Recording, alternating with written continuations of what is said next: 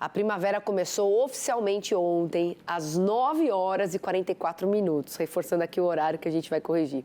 E a nova estação tem um laninha no horizonte que vai atrasar a regularização da chuva em boa parte dos principais estados produtores. Confira na nossa segunda reportagem especial da primavera.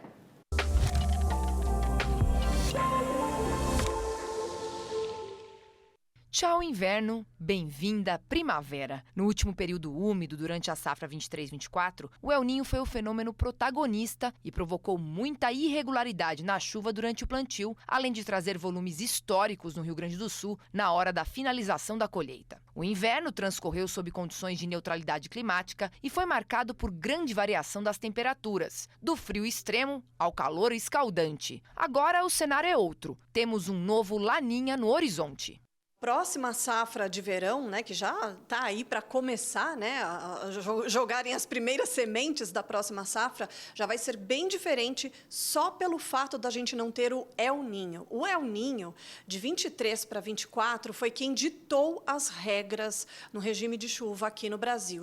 E agora, o que a gente espera para essa próxima safra de verão? A gente espera a formação de um Laninha. De acordo com o último relatório do NOAA, o Laninha ele ainda está para se formar. Ele deve se formar no decorrer dos próximos meses. E o mesmo relatório também aponta para um Laninha de fraca intensidade. E ele vai ter a sua maior configuração no fim do ano, no último trimestre, principalmente.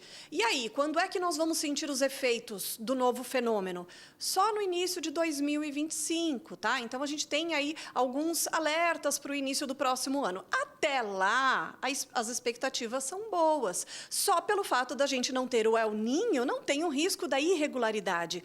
Aos poucos, tá certo que setembro ainda está sendo bem dolorido em relação à falta de chuva, né? O solo ainda muito seco, as temperaturas elevadas, o número de incêndios lá no alto, né? Mas o mês de setembro ele já deve terminar com alguma instabilidade já despertando entre o sudeste e o centro-oeste, tá? A umidade da Amazônia, ela já vai começar a se espalhar um pouco mais, fazendo a conexão com os sistemas que avançarem pelo sudeste e o centro-oeste do Brasil. E a gente precisa dessa umidade para que chova no interior do país. Aí, ao longo de outubro, gradualmente a umidade vai avançar para essas importantes áreas produtoras do país.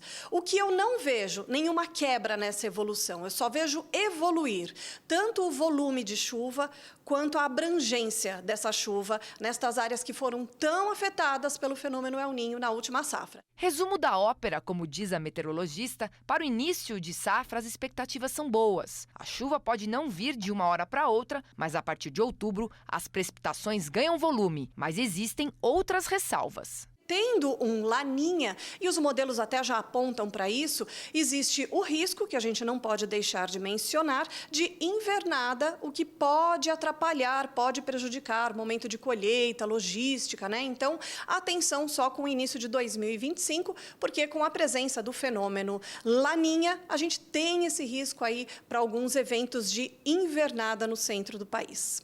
Se nem um dia é igual ao outro, que dirá o fenômeno Laninha. E este que está previsto para o fim de 2024 não tem nada a ver com o que atingiu as últimas 3 safras de 20 a 23. Esse Laninha que está previsto, de acordo com o relatório do NOAA, como eu já mencionei, a expectativa é que ele ainda vai se formar, ou seja, ele nem está formado ainda.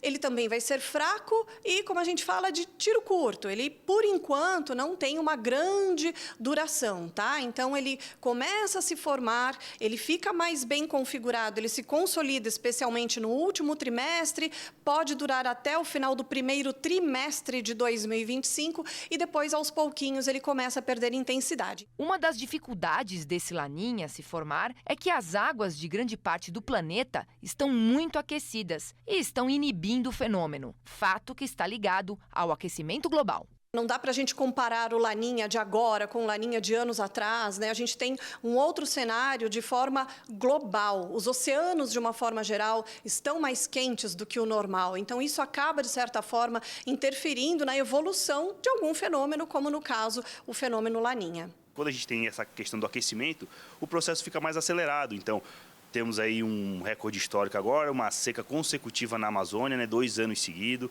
O Rio Madeira aí atingindo o patamar de 41 centímetros de cota, né? Uma água que mal chega na canela, quem dirá colocar um barco para realizar toda a logística na região. Então, são dados, né? Não é nem previsão, coisa que o IPCC já alertava desde a década de 70. Então, o que a gente precisa fazer é investir principalmente em sustentabilidade, renovação energética, porque o que acontece agora, não adianta esperar, é o El Niño ou a Laninha. A Laninha não vai ajudar em nada, a Laninha vai voltar sim, mas não vai impactar no campo da temperatura, a temperatura vai seguir elevada, não vai trazer chuva volumosa nem para o norte, nem para o nordeste.